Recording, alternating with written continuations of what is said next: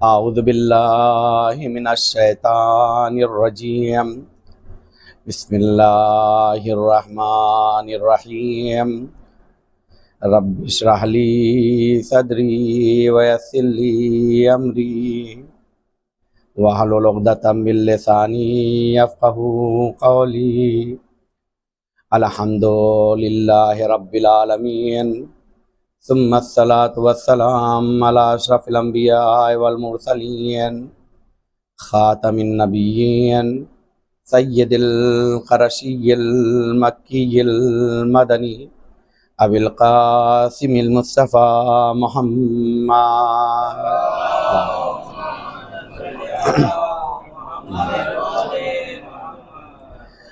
वाला आले बैतिहि तय्यबीन अत्ताहिरीन अल मासूमीन अल मुंतखबीन अल मुंतजबीन।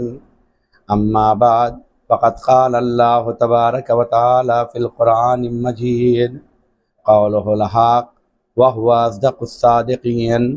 बिस्मिल्लाहिर रहमानिर रहीम। या अय्युहल्लज़ीना आमनू कुलू मिन तय्यिबाति मा रज़क़नाकुम वश्कुरू लिल्लाह इन कुंतुम इय्याहु ताबुदून। सलवात पढ़ दे बर मोहम्मद व आले मोहम्मद।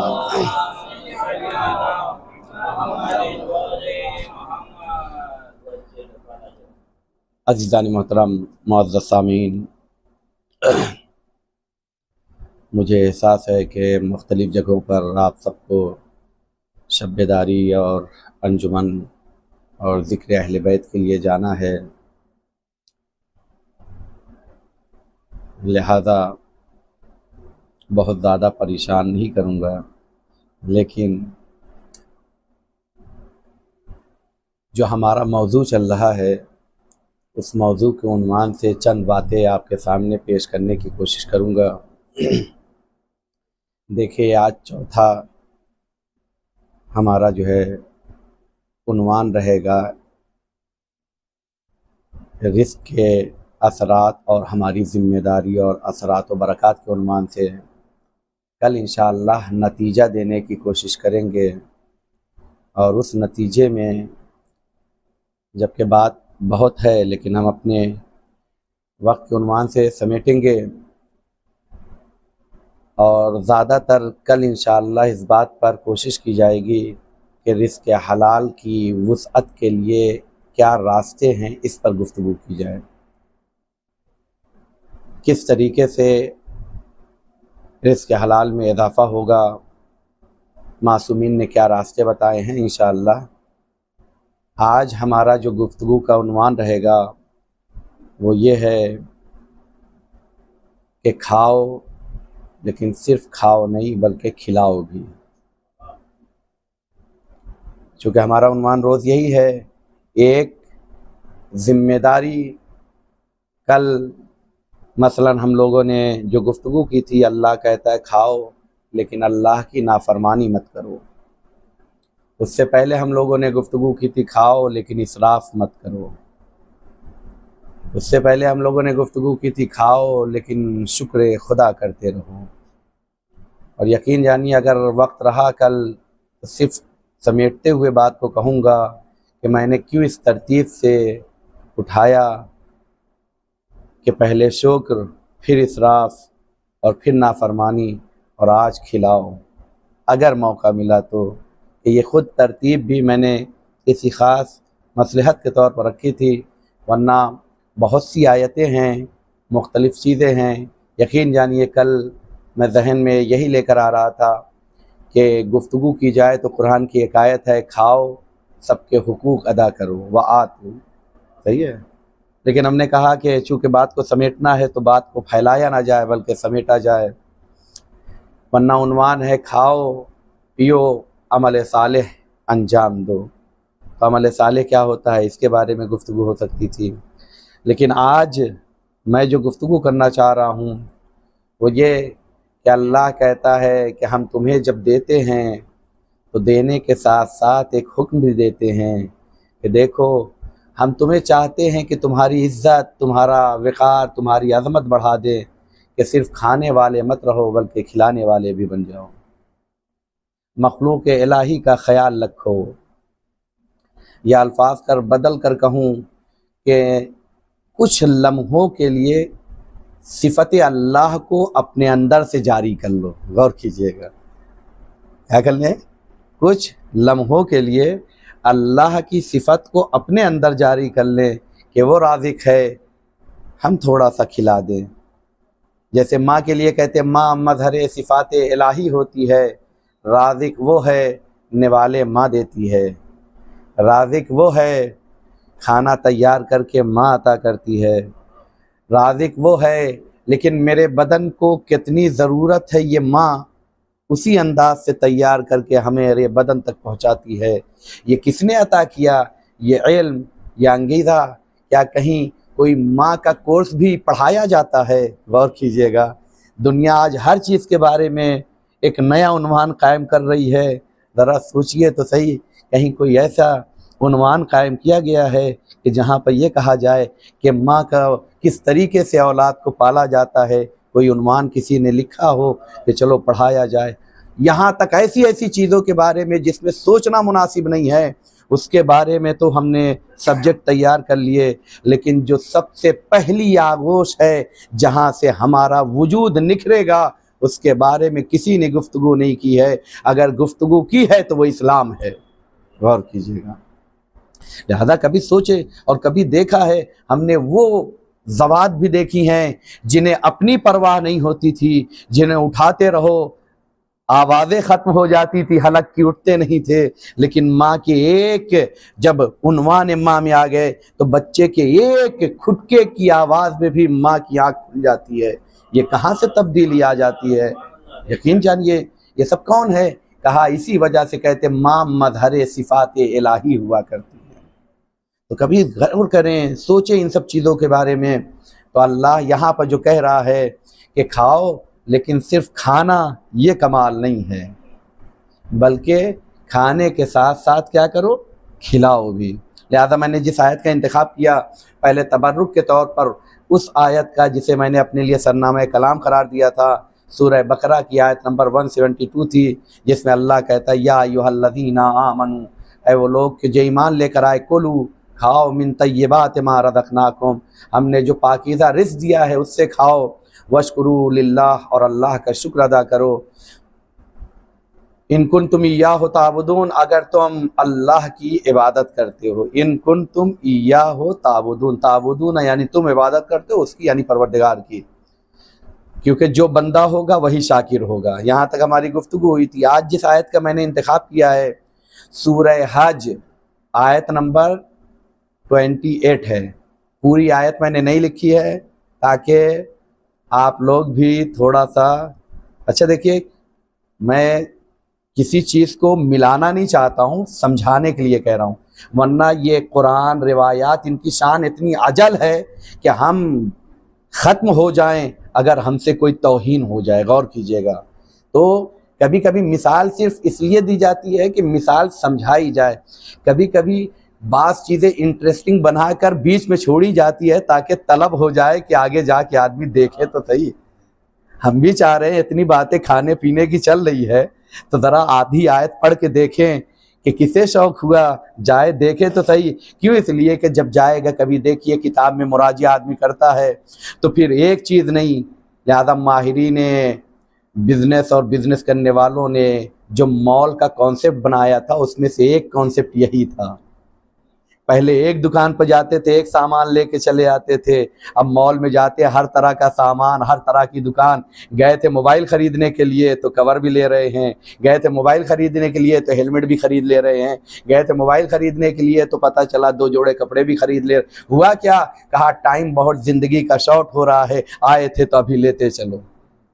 होता है या नहीं होता? एक मॉल में आदमी जाता है तो जाता था एक काम के लिए, लेकिन 4 काम करके आता था।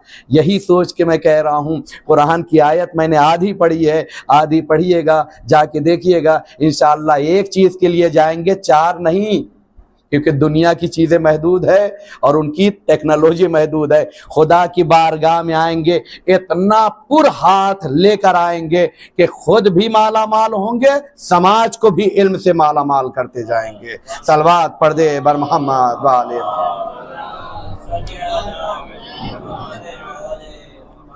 तो मैंने आयत का एक हिस्सा लिया है जिसमें सूरह हज की आयत नंबर है 28, जिसमें अल्लाह कहता है फकुलू मिनहा, खाओ उसमें से, व अतएमुल बाइसल फकीरा, और खिलाओ, अतएमु खिलाओ, अल बाइसल फकीरा वो इंसान जो बेचारा है, मैं लफ्ज़ का बहुत एहतियात से तर्जुमा कर रहा हूँ, और ज़रूरतमंद है, क्योंकि दो लफ्ज़ बाइस और अल फ़कीर, इसलिए दोनों का अलग अलग तर्जुमा किया है ताकि आप देख सकते हैं जाके कुरान में।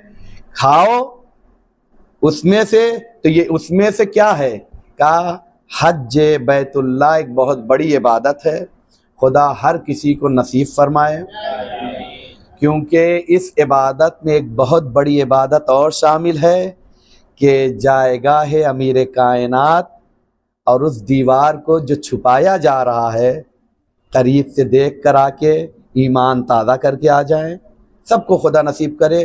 और बीबी की कब्र अगरचे के मुशख्खस नहीं है, लेकिन कहा जाता है जो बकी, चूँकि बेअन ही वही मुअय्यन है, ये तो हम नहीं कह सकते हैं, लेकिन हाँ बकी जाए, मौला हर किसी को नसीब करे एक मर्तबा वहाँ हाज़री हो सके, क्योंकि हमारी कामयाबी का मेयार यही है कि हम जितना आले मोहम्मद के दर से करीब हो सकें। तो हज बैतुल्लाह में जब इंसान हज करने के लिए जाता है तो बहुत सी जिम्मेदारियां, बहुत सी चीज़ें हैं, उसमें से एक चीज़ है जिसे कुर्बानी कहते हैं। क्या कहते हैं? कुर्बानी। और उस कुर्बानी को करने के बाद अल्लाह कहता है, हुक्म बयान कर रहा है, तुम भी खा सकते हो और दूसरों को भी खिला सकते हो। गौर कीजिएगा आयत का तर्जुमा, कुलू तुम भी खाओ उसमें से और क्या करो, खिलाओ। लिहाजा देखा होगा अहकाम कुर्बानी जब बयान किए जाते हैं, मुस्तहब्बात चीज़ें बताई जाती हैं, 3 हिस्सा किया जाए, एक हिस्सा खुद इस्तेमाल करे, एक ज़रूरतमंदों को, एक अजीज़ व अकारिब को, और दूसरे लोगों को दिया जाता है या नहीं दिया जाता है, यानी मेहमान को खिलाया जाए। वो तमाम चीज़ें हैं, तमाम हिस्से बनाए जाते हैं या नहीं बनाए जाते हैं। लेकिन यहीं पर एक हुक्म और है कि देखो हिस्सा बनाओ तो अच्छा अपने लिए मत रख लो। गौर कीजिएगा, हमारे यहाँ क्या होता है, सबसे अच्छा हिस्सा हमारा हो जाए, गौर कीजिएगा हिस्सा दूसरे माना मैंने रखा है, और बकिया हिस्सा किसी और को हो जाए। अल्लाह कहता है ये नहीं कहा ये वाला हिस्सा दे देना, कहा नहीं, जो तुम्हें सबसे पसंद आए, लन तनालुल बिर्रा हत्ता तुनफिकू मिम्मा तुहिब्बून। गौर कीजिएगा, वो चीज जो तुम्हें पसंद आए वो राह खुदा में दोगे तो अल्लाह से करीब हो जाओगे, याद रखिएगा। और मैं हमेशा कहता हूँ, अभी भी कह दूं, कभी कभी चीज़ों में हम समझते हैं कि ये चीज़ अच्छी है, नहीं, ये लज्जत भी खुदा पैदा करता है। जब खुदा के लिए चीज़ें इस्तेमाल करेंगे ना तो अल्लाह इतना लजीज बना देगा कि फिर चीज़ों के देख के नहीं ढूंढेंगे, खुदा के लिए जो खाएंगे उसी में लज्जत पैदा होती चली जाएगी। सलवात पढ़ दे बर मोहम्मद वाले मोहम्मद।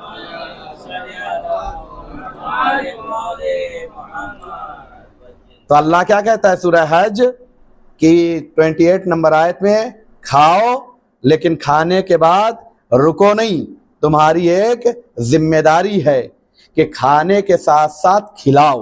गौर कीजिएगा, हमारा उन्वान यही है कि ये हमारी एक जिम्मेदारी है कि हमें अल्लाह ने इस लायक समझा। गौर कीजिएगा, हमें अल्लाह ने इस लायक समझा कि हुक्म दे रहा है। और याद रखिए, खिलाने में बरकत है, नुकसान नहीं है। गौर कीजिएगा, लिहाजा अल्लाह ने क्या कहा, कुलू खाओ और खाने के साथ साथ क्या करो, खिलाओ। इस्लाम में खिलाने को बहुत ज़्यादा अहमियत दी गई है। गौर कीजिएगा, खाने को उतनी अहमियत नहीं दी गई है। किसको दी गई है अहमियत? हम लोग उल्टा करते हैं, आयत को उल्टा लेके चलते, खाने पर ज़्यादा अहमियत देते हैं, खिलाने पर उतनी नहीं। जबकि अल्लाह क्या कहता है, इस्लाम क्या कहता है, खाने पर उतना ज़्यादा नहीं बल्कि खिलाने पर। क्यों? इसलिए कि खाने पर अगर ज्यादा अहमियत होती तो आले मोहम्मद फाके रख रख के ना खिलाते। गौर कीजिएगा, आले मोहम्मद फाके रख रख के खिला रहे हैं या नहीं खिला रहे? खुद नहीं खा रहे हैं, भूखे हैं लेकिन खिला रहे हैं। क्यों? इसलिए कि खिलाना ज्यादा बड़ी जिम्मेदारी है बनिस्बत खाने के। लिहाजा अल्लाह कहता है कि हमने तुम्हें रिस्क दिया है, खाओ, लेकिन खाने के साथ साथ एक जिम्मेदारी है कि क्या करो? खिलाओ। और हम क्या करते हैं जिंदगी में? उसके बरक्स चले जाते हैं और कहा सिरात मुस्तकीम यानी सीधे रास्ते पर चलना है, तो खिलाओ फिर खाओ। गौर कीजिएगा, क्योंकि खिला के खाओगे तो फिर कभी किसी के मोहताज नहीं रहोगे। गौर कीजिएगा, खिला के खाओगे फिर किसी के मोहताज नहीं रहोगे। इंशाअल्लाह कभी इस उन्वान से गुफ्तगू करेंगे। आज हमारे मौजू के उन्वान से गुफ्तगू कर रहे हैं कि इस्लाम में खाने की बहुत अहमियत नहीं है, लेकिन खिलाने की बहुत ज्यादा अहमियत है। मैं एक दो रिवायत लेकर आया हूं। पहले एक वाक़े की जानिब इशारा कर रहा हूं। एक शख्स रसूल इस्लाम के पास आया और आने के बाद उसने अपनी भूख की शिकायत की। क्या की? मैं भूखा हूं। रसूल इस्लाम ने पैगाम भेजा कि जाओ इसे हमारे घर से कुछ खाने को दिला दो या दे दो। चूँकि असहाब थे और तमाम अफराद थे। यकीन जानिए घर से जवाब क्या आया है कि घर में सिवाय पानी पीने के खाने को कुछ नहीं है। गौर कीजिएगा, क्या है घर में? अब देखें, बात को बात से ना निकालिएगा कि क्या रसूल को पता नहीं है खाने के लिए घर में कुछ है या नहीं है। रसूल को तो ये भी पता है कि दिलों में चल क्या रहा है। ये हम तो सिर्फ सामने देखते हैं, रसूल पीछे भी देखता है। गौर कीजिएगा, हम तो जाहिर देखते हैं, रसूल बातिन भी देखता है। हम तो जाहिरी चीज़ें देखते हैं, रसूल हकीकत भी देखता है। गौर कीजिएगा, हकीकत देखता है तो इससे नहीं है। लेकिन जब रसूल बसूरत बशरी आया है तो इक़्तिदाआत बशरी के उन्वान से कायनात में मोजिज़े से ज़िंदगी नहीं गुजार रहा है रसूल। लिहाजा एक तरबियत करना थी, लिहाजा भेजा कि देखो कोशिश करो कि कोई भूखा ना रहे। जब पलट कर आए तो आने के बाद रसूल इस्लाम ने ऐलान किया, कौन है जो इस ज़रूरतमंद को अपने दस्तरखान पर खिलाए। गौर कीजिएगा। अच्छा, तारीख में देखिए, कहीं तो कोई ऐसा नजर आ जाता कि रसूल की बात पर लब्बैक कह के कामयाब हो जाता है। गौर कीजिएगा। फिर वही हाथ उठा जो हर मंजिल पर हाथ उठता हुआ नजर आया, या रसूल अल्लाह हम हैं। मौलाए कायनात ने मेहमान को लिया, लेने के बाद घर पर चले।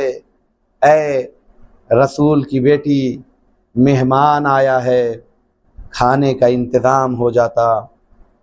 तो बीवी ने जो जवाब दिया, मैं रिवायत के फ़िक्रे पेश कर रहा हूँ। बीवी ने कहा कि इस बच्ची के लिए सिर्फ मुख्तसर सा खाना बचा है। गौर कीजिएगा, अब यह जनाब ज़ैनब या जनाब उम्मे कुलसूम, लेकिन बेटी की तरफ इशारा किया कि इस बच्ची का जो खाना था, जो उसके लिए बचाया था, चूँकि बच्ची सो रही थी, सिर्फ यही बचा है। लेकिन ऐ अली, ऐ मेरे आका, ऐ मेरे सरताज, हम मेहमान नवाजी के लिए वो भी अता कर देंगे। गौर कीजिएगा। और उसके बाद उस ज़रूरतमंद को खाना दिया गया। यहीं पे एक जुमला कहना चाहता हूँ कि बच्ची के लिए रखा हुआ खाना फातिमा ने आए हुए मेहमान को दिया। यहीं से समझ ले दुनिया कहती है कि ये लोग हमारे जैसे हैं, नबी हमारे जैसा। दुनिया दूसरों के बच्चों के निवाले क्या करती है? छीनने की कोशिश करती है। लेकिन आले मोहम्मद दूसरों के हलक तक निवाला पहुंचाना चाहते हैं।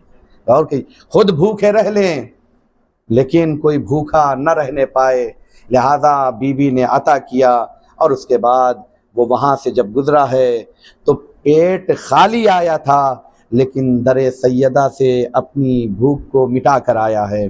मैं यही कहना चाहता हूँ, भूख सिर्फ़ और सिर्फ शिकम की नहीं होती है, भूख इल्म की भी होती है, भूख फ़िक्र की भी होती है, भूख अकीदे की भी होती है, भूख मारिफत की भी होती है। जो भी हमारे वजूद में भूख है, अगर सही तरीके से उसे पूरा किया जाता है तो गैर दर से नहीं होगा, बल्कि इसी दर से मारिफत की भी भूख मिटाई जाती है, अकीदे को भी परवान चढ़ाया जाता है। सलवात पढ़ दे बर मोहम्मद वाले मोहम्मद।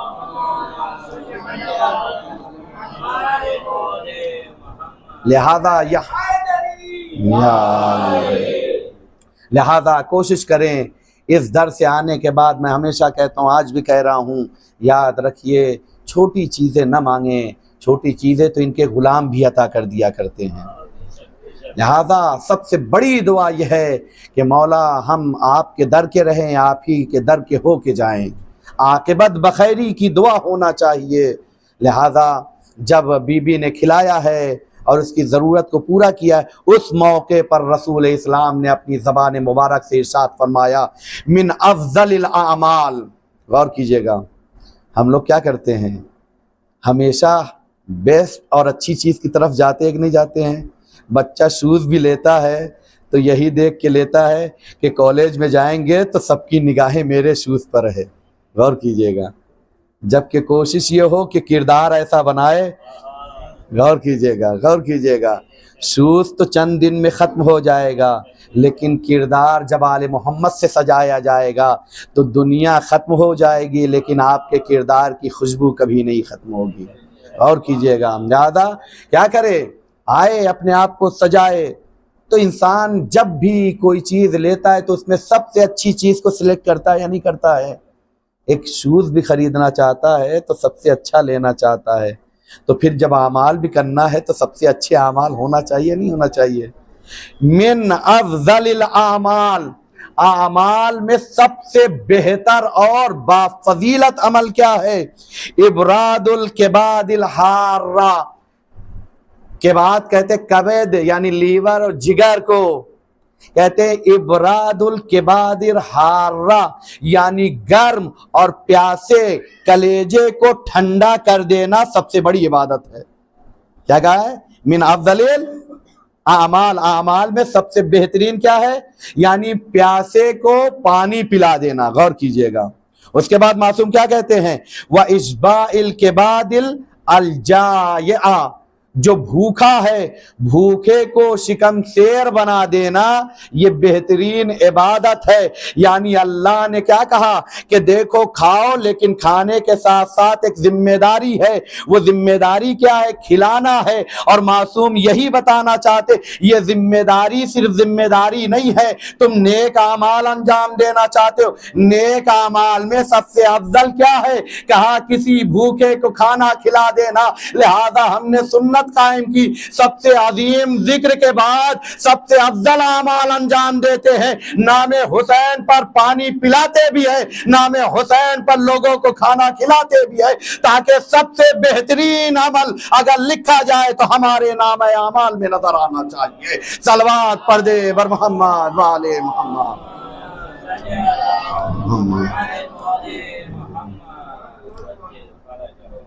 ना क्या मकसद है, क्या हमारे पास खाना नहीं है, कहा नहीं, ये हमारी फजीलत है कि हम नामे हुसैन से एक वजीफे पर भी, और यही तो एक पैगाम है, हुसैन के दर पर आने वाला वजीफे पर अमल करने वाला नजर आता है। जो फर्शे आज़ा पर आ जाता है वो खिलाने की जिम्मेदारी भी सीख लिया करता है। सलवात पढ़ दे बर मोहम्मद वाले मोहम्मद। लिहाजा क्या करे, अल्लाह कहता है कि सिर्फ खाना जिम्मेदारी नहीं है बल्कि खिलाना, और इस्लाम ने इसकी बहुत ज़्यादा अहमियत की जानिब इशारा किया है इस्लाम में। लेकिन खाने के कुछ आदाब बयान किए गए हैं, गौर कीजिएगा, खाने के कुछ आदाब, वो आदाब ही उन्हीं आदाब में वजीफ़ा है खिलाना। गौर कीजिएगा, मैं अपनी मंजिल तक आके बात को तमाम करना चाहता हूँ। इस्लाम क्या कहता है, खाने के कुछ आदाब हैं। उन आदाब में से पहला अदब यह है कि देखो जब खाओ तो बिस्मिल्लाह के ज़रिए से शुरू करो। गौर कीजिएगा, किसके ज़रिए से, बिस्मिल्लाहिर्रहमानिर्रहीम, यानी अल्लाह के नाम से शुरू करो। मैं एक सवाल करूंगा, कुरान की हर आयत मुतबर्रिक है कि नहीं है? तो ये भी तो हो सकता था। हम लोग करते क्या हैं, जैसा उन्वान होता है वैसे ही टाइटल और वैसी ही रिवायत वैसी आयत ला के रखना चाहते कि नहीं रखना चाहते। जब बात खाने की है तो क्यों ना रिस्क की आयतें पढ़ के खाया जाता। गौर कीजिएगा, सवाल करना चाह रहा हूं। हो सकता था यही आयत पढ़ देते, कुलू वशरबू, खाओ पियो, मिन तय्यबात मिम्मा रज़क़नाकुम, जो रिस्क हमने तुम्हें दिया उसमें से एक आयत हो जाती और खा लेते। लेकिन हमने देखा कि खाने के लिए ताकीद है कि नाम खुदा से शुरू किया जाए। बहुत सोच रहा था, तो शायद एक चीज़ है जिसकी जानिब इशारा करना, पूरा कुरान आले मोहम्मद की फजीलत है। गौर कीजिएगा, लेकिन बिस्मिल्लाह का इरादा इसलिए करके खाओ कि मौला ने कहा है कि बाय बिस्मिल्लाह मैं हूं। गौर कीजिएगा, और रिस्क बांटने वाला अली है। बिस्मिल्लाह खाते, बिस्मिल्लाह करके खाना शुरू कर दो। जिसने रिस्क दिया है वो भी याद रहे, जिसके जरिए से हम तक पहुंचा है वो भी याद रहे। गौर कीजिएगा, सलवात पढ़ दे बर मोहम्मद वाले मोहम्मद।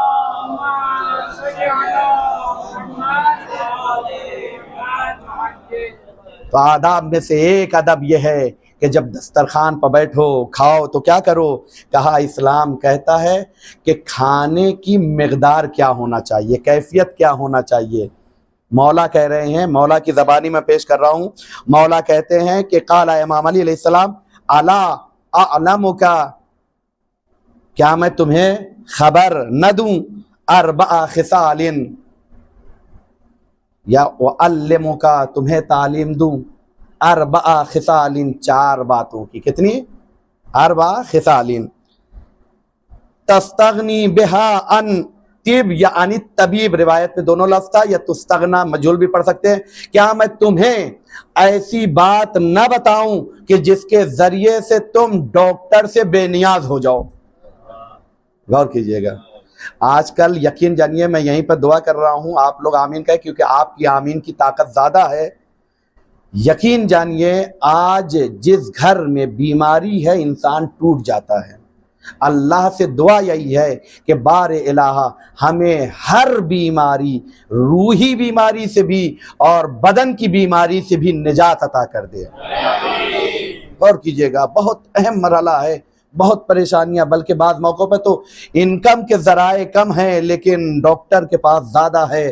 क्यों? इसलिए कि हमने अपनी ज़िंदगी उस तरीके से नहीं गुजारी जैसी गुजारना चाहिए। लिहाजा मौला क्या कहते हैं, क्या मैं तुम्हें न बताऊं ऐसी चीज़ की खबर न दूं कि जिसके ज़रिए से तुम डॉक्टर से और तबीब से बेनियाज हो जाओ। उसके बाद मौला कहते हैं कि चार बातें कही थी, चारों चूंकि मेरा मौजू नहीं है लिहाजा एक जो मेरे मौजू से मरबूत था, ला तजलिस अला ताम इल्ला व अंता जायउन, कहा खाने के लिए मत बैठो जब तक भूख न लग जाए। गौर कीजिएगा, खाने के लिए मत बैठो जब तक भूख न लग जाए। उसके बाद मौला कहते वला तकुम, और खाने से उठ मत जाओ, इल्ला व अंत तश्तही है, मगर अभी थोड़ी भूख बाकी रह जाए। गौर कीजिएगा, इसीलिए आदाब इस्लामी में से एक हुक्म यह है कि बैठने का तरीका यह है कि पैर एक उठा के बैठा जाए ताकि, लेकिन हम तो पैर को उठा के पेट दबाने के बजाय अपनी बेल्ट ढीली करते हैं ताकि सही से खा ले। गौर कीजिएगा, सलवात पढ़ दे बर मोहम्मद वाले मोहम्मद।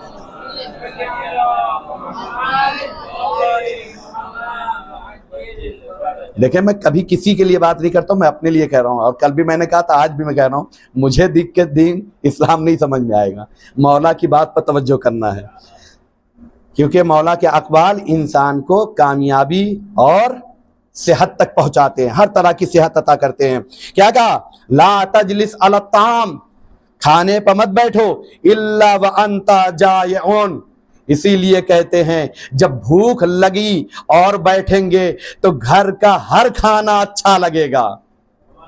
गौर कीजिएगा, घर का हर खाना अच्छा लगेगा। लेकिन हमारे लिए क्या है कि हम तो पेट भरे हुए रहते हैं, तो फिर घर का वही जो सलवात और बिस्मिल्लाह के जरिए से पकाया हुआ है वही नहीं अच्छा लगता है। गौर कीजिएगा, क्या है, कहा जब भूख लगे तब दस्तरखान पर बैठकर खाना खाओ, और देखो हाँ ऐसा न हो जाए इतना खा लो कि जब पूछा जाए तो बता ना सको, बल्कि हलक से निकाल कर दिखा दो। नहीं, इतना मत खाओ, बल्कि भूख बाकी रहे, वह अंत तस्तही है, भूख बाकी रहे, और उसके बाद क्या करो, तुम उठ जाओ, अपने हाथ को रोक। अगर इस फॉर्मूले पर अमल करोगे तो फिर सुबह सुबह दुनिया के या यूट्यूब के वो चैनल के जिनका कोई एतबार नहीं है लगा के और फार्मूला बनाकर और जूस बनाकर पीने की जरूरत नहीं रह जाएगी। गौर कीजिएगा, आज हम क्या करते हैं, इसने कहा लीवर अच्छा है तो आज हम सुबह सुबह ये बनाना शुरू कर रहे हैं, कहा इससे पेट साफ होता है, सुबह सुबह हमने पुदीना डाल के पानी पीना शुरू कर दिया। किसी ने कहा कि फला चीज से, कहा ये तमाम चीजें किसी की जरूरत नहीं रहेगी, खाओ जब भूख लगे, उड़ जाओ जब भूख बाकी रह जाए। तो फिर कभी किसी फार्मूले की नहीं, बल्कि जिसने सेहत दी है वो सेहत के तरीके बता रहा है, उस पर अमल करोगे तो हयात भी बढ़ जाएगी, बीमारियां भी नहीं रह जाएंगी। सलवात पढ़ दे बर मोहम्मद वाले।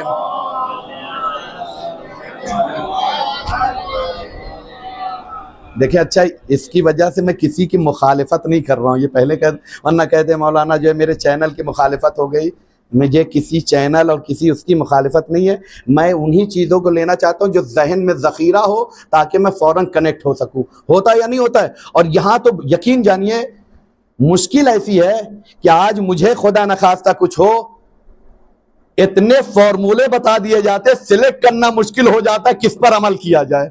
गौर कीजिएगा, सिलेक्ट करना मुश्किल हो जाता है किस पर अमल किया जाए। तो कहा इतना परेशान होने के बजाय एक फॉर्मूला है उस पर अमल कर लो। मौला कहते जब भूख लगे तो खाओ और भूख बाकी रहे तो उठ जाओ। अगर ऐसा करोगे तो फिर कभी डॉक्टर के मोहताज नहीं होगे। तो क्या मतलब मौला जो है डॉक्टरों और उन लोगों का कारोबार खत्म करना चाहते हैं? ऐसा नहीं है। देखिए, कुछ चीज़ें हैं जो इम्तिहान के लिए भी हैं, जो ज़रूरत भी है। बहुत से मसलन जो है ज़ुकाम होना, फला चीज़ होना का बदन की बहुत सी बीमारियों से भी बचने के लिए चीज़ें हुआ करती हैं, लेकिन हकीकत में उस चीज़ से रोका जा रहा है जिसकी बुनियाद पर हम अपने वजूद को खो दिया करते हैं। कहा अगर अली के कलाम पर अमल करोगे तो दुनिया में भी तुम्हारा सही वजूद बाकी रहेगा, और अली के कलाम पर जिंदगी गुजारने में फरिश्तों की निगाहों के सामने भी तुम्हारा वजूद मुनव्वर नजर आएगा। सलवात पढ़ दे बर मोहम्मद वाले मोहम्मद।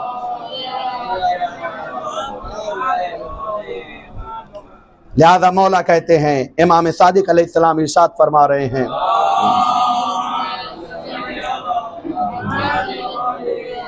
इन्नल्लाह युग़बिज़ु या यग़बिज़ु कसरतल आक़ल। हमारा उन्वान क्या है? खाओ, ये जिम्मेदारी उतनी नहीं है जितनी खिलाने की है। अल्लाह उनसे नाराज हो जाता है जो ज्यादा खाते हैं। कसरतल आकल, आकल ये खाने वाला है, ज्यादा खाने से। अब यहां पर देखिए, कभी कभी हम लोग अपने एतबार से समझते हैं कि ये खाना ज्यादा खा रहा है। गौर की जाए, चूंकि अदब की बात है, इस्लाम कहता अपने निवाले पर निगाह हो, किसी और के निवाले पर और प्लेट पर निगाह ना हो। ये इस्लाम की खूबसूरती है, यकीन जानिए इस्लाम की खूबसूरती। लेकिन हम हमेशा कंपेयर करके मैं तो इतना खा रहा था, नहीं, हर इंसान के वजूद के एतबार से उसकी ग़िज़ा है। हम अपने एतबार से फैसला करने लगते, मैं तो इतना खाता हूं ये ज्यादा नहीं। इस्लाम ये सब नहीं कहता। इंसान को अल्लाह जो हुक्म दे रहा उसके वजूद के एतबार वो फैसला करेगा उसके बदन को कितनी जरूरत है। गौर कीजिएगा। तो मौला क्या कहते हैं, हाँ, ज्यादा खाना यानी जरूरत से ज्यादा खा लेना अल्लाह पसंद नहीं करता है। लिहाजा अगर हम चाहते हैं आदाब इस्लामी और मबगूज़ इलाही करार न पाएं तो आदाब ग़िज़ा का ख्याल रखें और खाएं जब भूख लगे और उठ जाएं जब तक भूख बाकी रहे। और खाने का तरीका क्या है, मासूम ने खुले तौर पर बयान कर दिया कि देखो ज्यादा खाना अल्लाह को पसंद नहीं है, लेकिन हाँ जितना ज्यादा खिला सकते हो खुदा को पसंद है। गौर कीजिएगा, जितना ज्यादा खिला सकते हो वो खुदा को पसंद है। कल मैंने रिवायत बयान की थी कि या इससे पहले की रिवायत में, अगर आप देखेंगे ज्यादती अल्लाह को नेकी में पसंद है। किसमें पसंद है? नेकी में। इसराफ की जब गुफ्तगू की थी वहां मैंने रिवायत पेश किया था। तो पहला अदब यह है कि इंसान खाए तो भूख लगे और भूख बाकी रहे, उड़ जाए। उसके बाद कहते हैं रिवायत इस्लामी के तनाजुर में खाने के आदाब में से अकेले मत खाओ। क्या मत करो? अकेले मत खाओ। इस्लाम में इस बात की जानिब बहुत ज्यादा तवज्जो दिलाई गई है कि खाओ तो साथ में बैठ कर खाओ। मैं एक रिवायत देख रहा था, जरूरी नहीं है कि हमेशा फोन करके बुलाइए, बुलाएंगे तो अच्छा है, लेकिन हां आप अपने बच्चों फैमिली के साथ बैठकर खाइए। अल्लाह कहता है साथ में बैठ के खाने से अगर एक इंसान अपनी फैमिली के साथ बैठकर खाता है उसका फायदा क्या है? अल्लाह उसके गुनाहों को माफ कर दिया करता है। गौर कीजिएगा, यानी एक वक्त में दो काम है, बदन को सेहत भी मिल रही है, पाकीज़ा खा रहे हैं, और रूह को भी निशात मिल रहा है कि गुनाह मिट रहे हैं। हम ये समझते हैं कि सिर्फ मुसल्ले इबादत पर आ जाने ही से गुनाह नहीं मिटते हैं। नहीं, फैमिली के साथ खुदा के हुक्म पर अमल करते हुए अगर दस्तरखान पर बैठकर बच्चों के साथ खा रहे हैं तो ये खाना भी इबादत है और अल्लाह इसके जरिए से गुनाहों को बख्श दिया करता है। सलवात पढ़ दे बर मोहम्मद वाले मोहम्मद।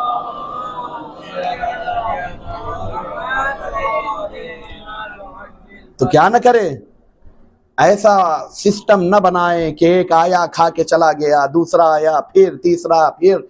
यकीन जानिए हम समझते हमारे एतबार से, वरना जो खाना निकाल कर माँ देती है उसके लिए वही काम 4 मर्तबा अंजाम देना होते हैं।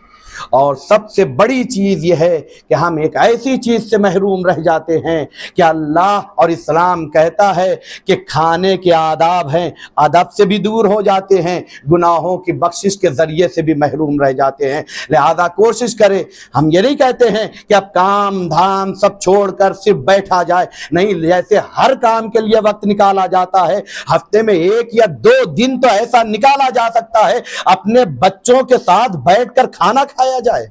गौर कीजिएगा, ये इबादत है, ये सोच लेना भी इंसान के लिए इबादत है। लिहाजा क्या करे, दस्तरखान पर अकेला ना खाए। इस्लाम बहुत ताकीद करता है कि क्या करे, साथ में बैठकर खाए। लिहाजा मैं रिवायत भी लेकर आया था, मैं आपके सामने पेश करना चाहता हूं। रिवायत में है 3 खसलतें हैं खाने की।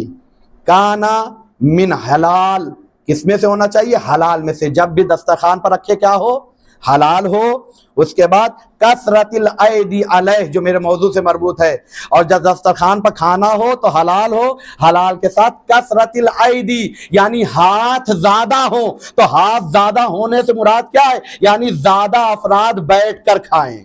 गौर कीजिएगा, कसरतिल ऐदी से मुराद क्या है? यानी ज्यादा अफराद क्या करें? बैठ कर खाए। वसुम्मिया फी अव्वल ही, और इब्तिदा में उसका नाम लेकर खाए, और आखिर में हुमिदा फी आखिर ही, आखिर में अल्लाह की हम की जाए, जो मेरा पहला उन्वान था। खाने के बाद वजीफे पर अमल किया जाए। पहले भी वजीफा है कि बिस्मिल्लाह से शुरू किया जाए, और आखिर में भी वजीफा है कि नाम खुदा पर शुक्र खुदा से अपने खाने का आगाज जैसे किया था नाम खुदा पर, अंजाम भी वैसे ही होना चाहिए। सलवात पढ़ दे बर मोहम्मद वाले मोहम्मद।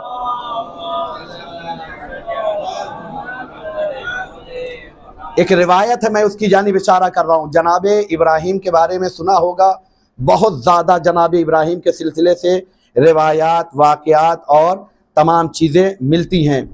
जनाब इब्राहिम का एक लक़ब है खुल्लत खलील खुदा होना।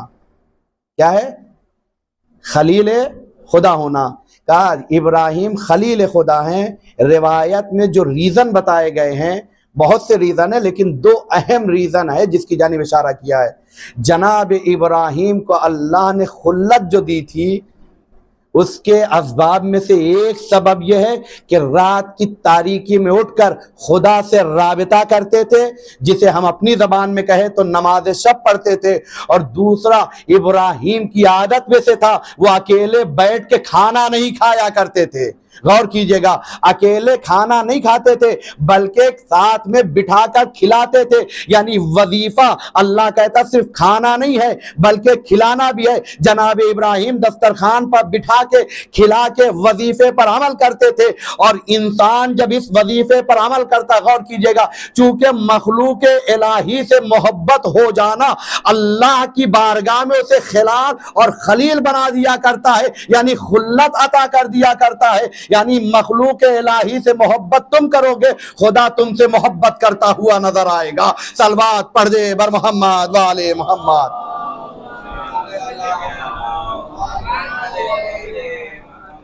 और अहले बैत की पहचान क्या है? कुरान सूरह दहर जिसमें अल्लाह इरशाद फरमाता वयुतइमून तामा अला हुब्बिही मिस्कीनन व यतीमन व असीरा। ये लोग क्या करते हैं? खिलाते हैं। अगर जो अरबी ग्रामर से जानते हैं, वाकिफ हैं, खाना और खिलाना दोनों के लिए अलग अलग वर्ब और फेल इस्तेमाल होता है।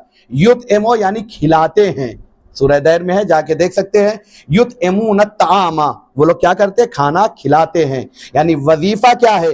आले मोहम्मद की पहचान खाने में नहीं है, खिलाने में है। गौर कीजिएगा, लिहाजा अब हमें क्या करना? अपने वजीफे पर अमल करना है। तो खाना खिलाने की बड़ी ताकीद हुई है। इमाम रज़ा अलैहिस्सलाम इरशाद फरमाते हैं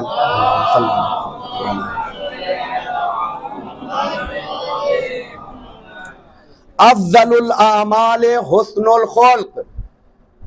अच्छा, ये मैंने रिवायत क्यों उठाई पता है? चूंकि दस्तरखान इमाम रज़ा अलैहिस्सलाम हर कोई तमन्ना रखता है या नहीं रखता है? अल्लाह करे सबको नसीब हो, ताकि जब दुनिया में जन्नती दस्तरखान पर खाएं, जो लज्जत और फ़ायदा और बरकत महसूस करते हैं, तो समझ में आएगा कि फिर जन्नत की नेमात का क्या अंदाज होगा। क्योंकि ये जो इनके दर से मिलता है वो गोया जन्नती असरात रखते हैं। लिहाजा अल्लाह करे सबको मौला रज़ा की ज़ियारत नसीब हो इंशाअल्लाह, और दस्तरखान इमाम रज़ा अलैहिस्सलाम भी नसीब हो। मौला इरशाद फरमाते अफ़ज़लुल आमाल हुस्नुल खुल्क़। बेहतरीन आमाल क्या है? अच्छा अखलाक का होना है, पहली चीज। उसके बाद कहते हैं ववस और रिस्क, रिस्क में वुसअत और कुशादगी होना है। दो, जो हमारे मौजू से मरबूत नहीं है। तीसरा मासूम कहते हैं व इतआम ताम, और लोगों को खाना खिलाना, ये बेहतरीन आमाल में से है। क्या है? बेहतरीन आमाल में से इतआम ताम, खाना खिलाना, व सिलतुर रहम, और रिश्तों को निभाना, ना कि रिश्तों को तोड़ देना है।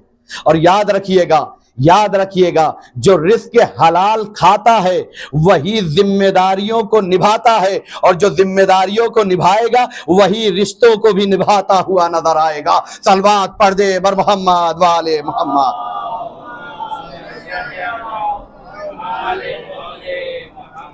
लिहाजा मौला कहते हैं इतआम उत्ताम।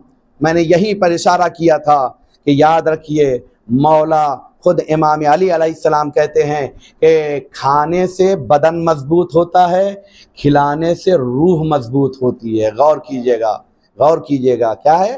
खाने से बदन मजबूत होता है और खिलाने से रूह मजबूत होती है। और बदन के भरोसे कोई काम नहीं हो सकता, रूह के भरोसे काम हुआ करते। गौर कीजिएगा, अगर रूह कमजोर है, कितना ही मजबूत आदमी क्यों ना हो, उठ नहीं सकता है। गौर कीजिएगा, लेकिन अगर रूह मजबूत है तो बदन में दर्द ही क्यों ना हो, लेकिन बारगाह खुदा में हाजिरी हो जाया करती है। मिसाल दो तो समझ में आ जाएगा। याद रखिए, हम पर थोड़ी सी मुश्किल आ जाती है तो सजदे भी खत्म हो जाते हैं। गौर कीजिएगा, सजदे भी खत्म हो जाते हैं, जबकि मुश्किलात में सजदे बढ़ना चाहिए, लेकिन मुश्किलात में सजदे कम हो जाते हैं। लेकिन इमाम हुसैन ने बहन ज़ैनब से कहा था नमाज़े शब में फरामोश न करना। क्यों? इसलिए कि हुसैन जाहिरी बदन नहीं देख रहा है, बल्कि ज़ैनब की पाकीज़ा रूह देख रहा है कि रूह इतनी मजबूत है कि जख्म पर जख्म खाएंगे लेकिन सब्र में इजाफा होगा, कहीं शिकवा नहीं बल्कि शुक्र करती हुई नजर आएंगी। सलवात पढ़ दे बर मोहम्मद वाले मोहम्मद।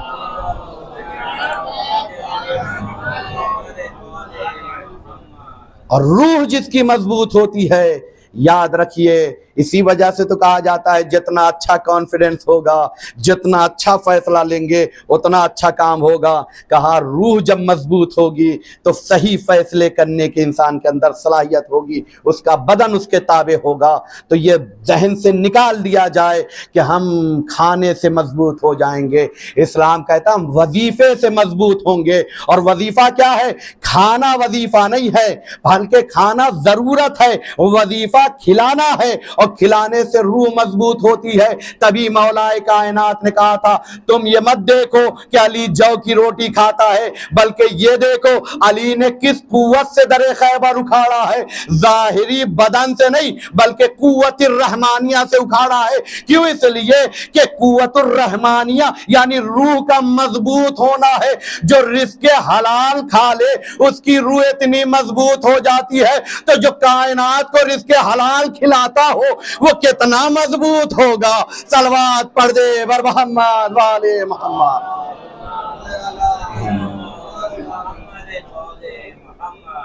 अगर मुमकिन हो तो थोड़ा थोड़ा, अगरचे कि मैं बात को अब तमाम करने वाला हूं, लेकिन फिर भी चूंकि इम्तिसाले अम्र हो जाए। अल्लाह सल्लल्लाहु अलैहि।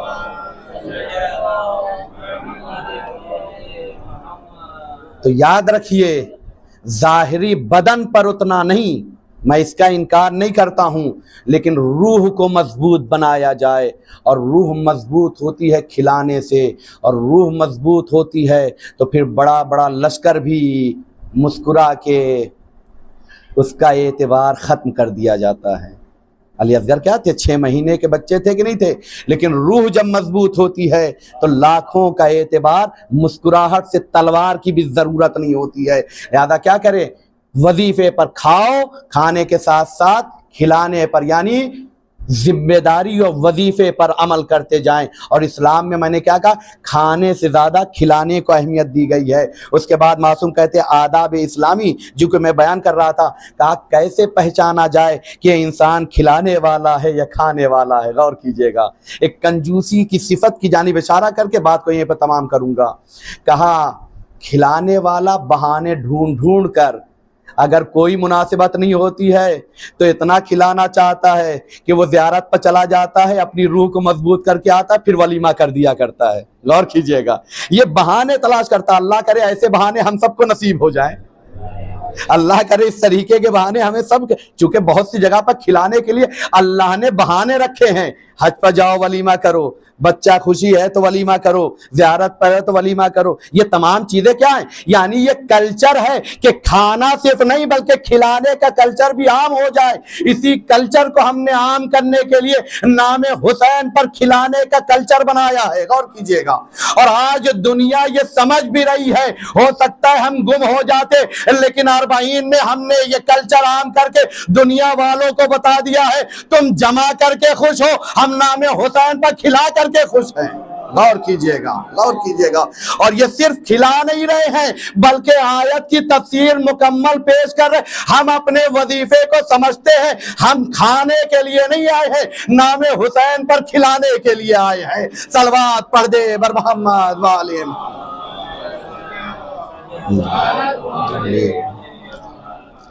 लिहाजा मौला कहते हैं कि देखो खिलाने वाला सखी होता है, बहाने ढूंढ ढूंढ कर क्या करता है?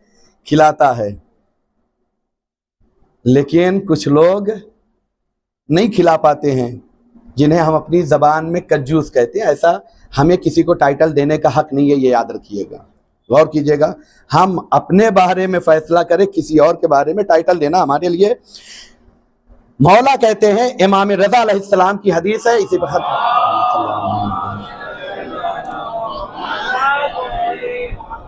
अच्छा आइम्मा अहले बैत की रिवायात अक़वाल एकदम नफ्ज़ इंसानी को देख कर हुआ करती है, क्योंकि इंसान इन्हीं की निगाहों के सामने तो बना है। गौर कीजिएगा, नफ्ज़ इंसानी को देख कर क्या करते हैं? बातों को पहुंचाया है। लिहाजा समझने की कोशिश कीजिए। अस्सखी याकुलु मिन तआमिन नास, सखी इंसान क्या करता है? लोगों के खाने से खा लिया करता है, चख लेता है। किस लिए? लियाकलू मिन ताम ही, ताकि लोग उसके खाने से खा लें। इसको समझिएगा, मैं बच्चों के इसलिए लाता हूँ क्योंकि वो बच्चे ज़्यादा समझ सकते हैं। हम लोगों का ज़माना तो गुजर गया कि टिफ़िन उफ़िन मिलती नहीं थी, वो इतना ज़्यादा स्टैंडर्ड नहीं हुआ था, घर ही पर आके मिलता था। लेकिन आज चूंकि ये तालीम कम, बिजनेस ज़्यादा हो चुका है, तो वो तमाम चीज़ें हैं, कैंटीन खोलना है, फला खोलना है, ये करना वो करना। तो बच्चे जब टिफ़िन लेके जाते हैं तो बाज बच्चे शेयर नहीं करते हैं। मैं दे दूंगा, क्या करते हैं, कह रहे मैं अगर खाऊंगा या खिलाऊंगा, मराला क्या होता है, मैं इसके में से थोड़ा सा हाथ ले लूंगा, हाथ निवाला उठाऊंगा तो ये भी मेरा खा लेगा और अच्छी चीज मेरे हाथ से चली जाएगी। गौर कीजिएगा, नहीं नहीं नहीं, क्योंकि खाएंगे तो खिलाना पड़ेगा। मासूम यही कह रहे हैं, अस्सखियो याकुलु मिन तआमिन नास, सखी क्या करता है, लोगों के खाने से खाता है। लियाकुलु, किस लिए, रीजन, ताकि लोग शर्माए नहीं। गौर कीजिएगा, हक समझ के खाने लगते हैं। तुमने मेरा टिफिन खाया था, इतना तो बनता है ना, अच्छा आज नहीं खाया, कल खाया था ना। बच्चों में यही तो होता है, जब देख लिया घर की अच्छी सैंडविच आ गई है, आज हमारे यहाँ तो अच्छा नहीं बना था, तो क्या करते, हक समझ के खाते। कहा तुम हाथ बढ़ाओगे, गोया ये तुम खाने के लिए नहीं बल्कि उसे दावत दे रहे हो ताकि वो भी तुम्हारे खाने से खा ले। गौर कीजिएगा, गौर कीजिएगा, क्या करता है, याकुलु मिन तामिन नास, लोगों के खाने से खाता है, लियाकुलु, ताकि वो लोग खाएं, मिन तामिही, उसके खाने से। ये सखी होता है। कौन होता है, सखी होता है। लेकिन कंजूस किसे कहते हैं, मौला कहते हैं वल बखीलो, कंजूस इंसान, ला याकुलु मिन तामिन नास, लोगों के खाने से खाता नहीं है, ला याकुलु मिन तामिही, इस डर से कि कहीं उसके टिफिन से ये लोग ना खा लें। गौर कीजिएगा, तो याद रखिए, अगर खिलाते नहीं है तो दुनिया कंजूस कह देती है, और अगर खिलाते हैं तो सखी भी कहलाते हैं, दुनिया में भी इज्जत मिलती है, वजीफे पर अमल भी होता है, महबूबे खुदा भी बदल जाता है। लिहाजा खाओ, खाने के बाद वजीफे पर अमल करो, खिलाते जाओ, महबूबे खुदा बनते चले जाओ। सलवात पढ़ दे बर मोहम्मद वाले मोहम्मद।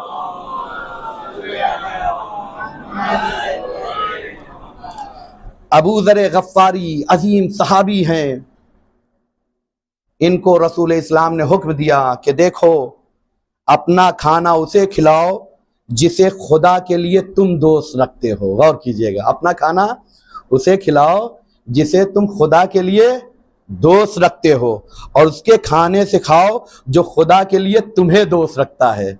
मियार क्या हुआ, रिश्ता खुदा के लिए होना चाहिए। गौर कीजिएगा, दोनों तरफ से क्या रिश्ता, उसको खिलाओ जिसे तुम खुदा के लिए दोस्त रखते हो, और उससे खाओ जो तुम्हें खुदा के लिए दोस्त रखता है। मियार क्या है, खुदा है, खुदा ही के लिए रिश्ता बनाकर खाओ खिलाओ। और अल्लाह से, हुसैन और आले मोहम्मद से ज्यादा कोई रिश्ता मजबूत है ही नहीं। लिहाजा अल्लाह के रिश्ते की बुनियाद पर खाओ खिलाओ। लिहाजा हुसैन का रिश्ता चूंकि खुदा से इतना मजबूत है, खुदा से चूंकि हुसैन का रिश्ता मजबूत है, लिहाजा वजीफे पर अमल करते चले जाओ। चूंकि खुदा से रिश्ता है, लिहाजा नाम हुसैन पर खिलाते चले जाओ। सलवात पढ़ दे बर मोहम्मद वाले मोहम्मद।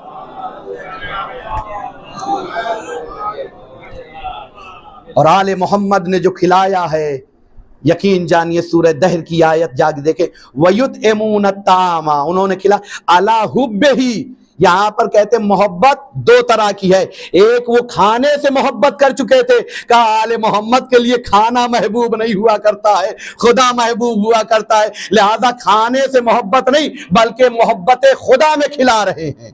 यानी रिश्ता मेयार क्या होना चाहिए, खाने खिलाने का खुदा के लिए होना चाहिए। जब ये मेयार होगा तो रूह पाकीज़ा हो जाएगी, और जब रूह पाकीज़ा हो जाएगी तो सिर्फ और सिर्फ इंसान बदन का ख्याल नहीं रखेगा बल्कि अपने आप को उस मरहले पर पहुंचाएगा जहां बदन और रूह उस कामयाबी तक पहुंचे कि हुसैन कह दें कि ये मेरे असहाब ऐसे हैं जिस पर हुसैन को नाज है।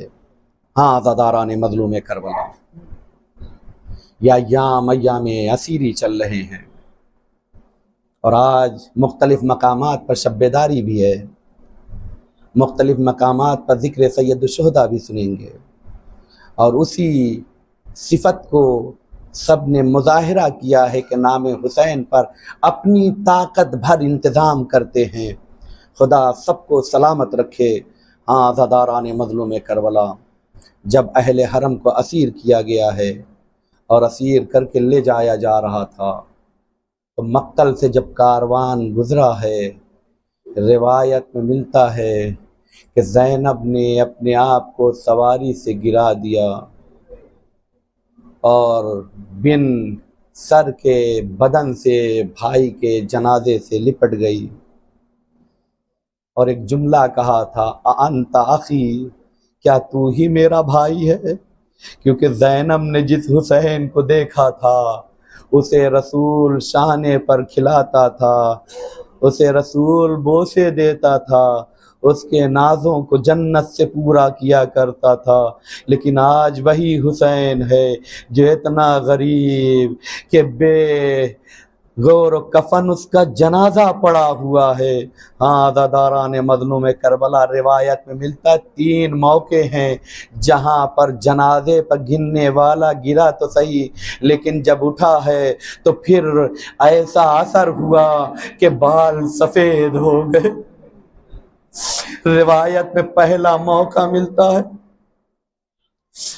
रिवायत में पहला मौका मिलता है कि जब इमाम हुसैन अली अकबर के जनाजे पर गिरे हैं ना, तारीख बताती है कि हुसैन जब अली अकबर के जनाजे पर गिरे, गिरने के बाद अब उठे हैं तो हुसैन के बाल पहले सियाह थे लेकिन अब सफेद नजर आ रहे। क्यों? इसलिए कि शबी रसूल को बारगाह खुदा में पेश कर।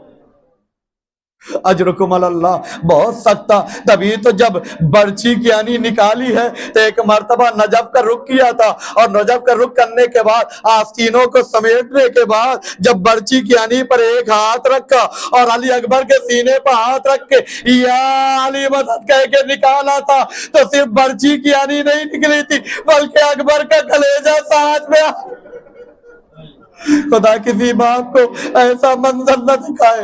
आज़ादारान मज़लूम करबला रिवायत पे एक मौका और मिलता है कि जब बैठी है जमीन पर तो अभी तक बाल सियाह थे लेकिन अब उठी है तो बाल सफेद हो गए हैं। अरे शहजादी के बारे में मिलता, दरबार में जब गई है ना, अरे बेहुरमती हुई है। शहजादी के लिए जुल्म ऐसा था कि बाल जो सियाह थे सफेद हो गए। और तीसरा मरहला रिवायत में मिलता है कि जब ज़ैनब अरे हुसैन के जनाजे पर अपने आप को गिराती है, अब जो उठती है ज़ैनब के बाल सफेद हो चुके। तभी तो रिवायत में मिलता है कि अब्दुल्ला जब अपने घर आए क्या देखा, मुसल्ला इबादत पर एक ज़ईफा बैठी है जिसके बाल सफेद है। अब्दुल्ला ने कहा है ज़ईफा आप हमारे घर किस लिए आई? ज़ैनब ने चेहरे को मोड़ा, ए अब्दुल्ला अरे तुमने भी नहीं पहचान, अरे मैं तुम्हारी ज़ैनब, ए शहजादी अरे गजब हो गए, आपके बाल सफेद हो गए। सयालबुल्लज़ीन ज़लमू अय्युम मुनक़लिबिन यनक़लिबून अला लानतुल्लाह अलल क़ौमिज़ ज़ालिमीन। बार इलाहा तुझे वास्ता है जिक्र का, इस फरशादा का, आए हुए मोमिनीन का, टूटे हुए कुलूब का, पाकीज़ा आँखों से निकले हुए पाकीज़ा अश्क का वास्ता तमाम शियाने हैदर कर्रार जहाँ कहीं भी उनके जान माल इज़्ज़त आबरू की हिफाजत फरमा। बार इलाहा जो लोग मक़रूज़ हैं उनके कर्ज़ को गैब से अदा कर दे। बार इलाहा जो लोग मरीज़ हैं उन्हें शिफ़ाए कामिला और आजिला इनायत फरमा। बार इलाहा जो लोग भी रिज़्क़ हलाल के लिए कोशिशें कर रहे हैं उनके लिए ऐसे असबाब फराहम कर दे, खुद भी आगे बढ़ें और दूसरों को भी आगे बढ़ा सकें। बार इलाहा हमारी कौम को इल्म से कभी भी महरूम न रखना। बार इलाहा अपनी आखिरी हुज्जत जो मज़दा के रहमत है इमाम मेहदी के ज़ुहूर में ताजील अता फरमा और हमें उनके आवान व अंसार में शुमार फरमा।